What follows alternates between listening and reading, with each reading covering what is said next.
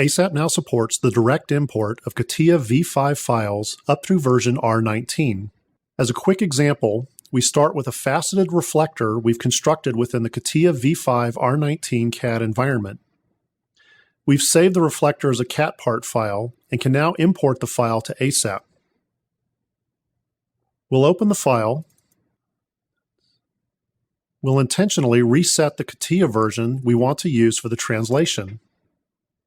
In the drop-down menu, note that we can select any CATIA V5 version from R13 through R19 and enter the location of the corresponding local CATIA files.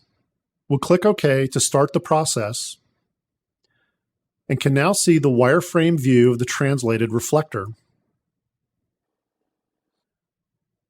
Looking at the resulting INR file, note that each facet has been translated as an accurate Bezier patch bounded by the facet edges.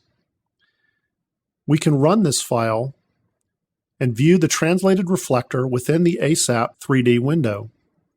This process is simple, fast, and accurate, allowing easy import of complex CATIA models up through V5 version R19.